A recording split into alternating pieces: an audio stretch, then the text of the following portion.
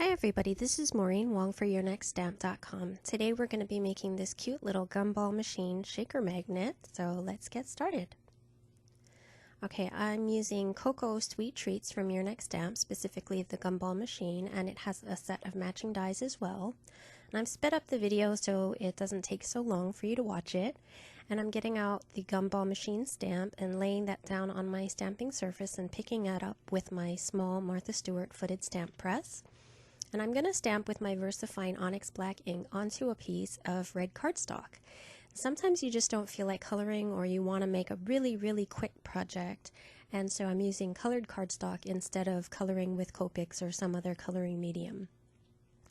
Now I'm going to take out the matching die set, and this is specifically an insert that's meant to cut out the inside of the gumball machine to make shaker cards or a shaker element.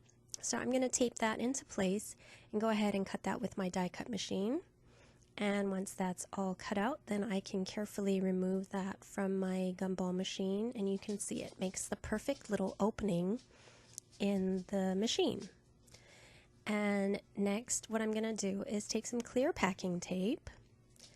And I know usually you use acetate or some sort of plastic for your shaker cards, but today I'm using clear packing tape because it's going to be a magnet and it's going to be handled.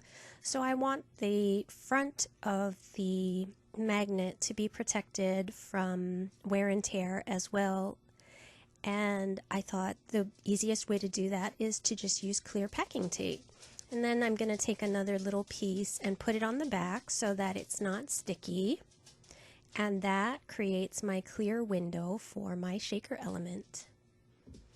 So I hope this gives you an idea. If you have a small image that you're making a shaker out of, it's small enough to fit with the packing tape, you can go ahead and use that instead of acetate.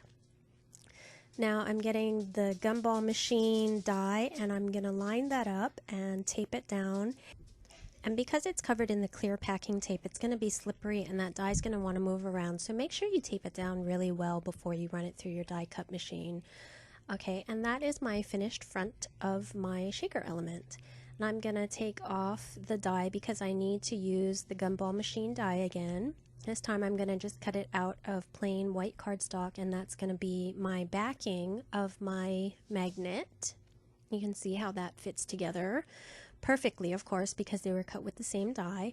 Then I'm going to take some craft foam here and I'm going to cut a little piece out and I'm going to run that through my die cut machine with the gumball machine die again. And so I have all these different pieces cut with that same die and they're all going to line up perfectly together. And then I'm going to take that insert and line that up, centering it as well as I can in the piece of foam, because I need to have that opening in the foam for the shaker bits to go inside. So that will come off, and those are all of my pieces for my shaker. And you can see how they line up perfectly. Okay, now to begin assembling, I'm going to take all of my pieces, and I've got some matte medium here in a little bottle with a needle tip so that it comes out in a very fine line.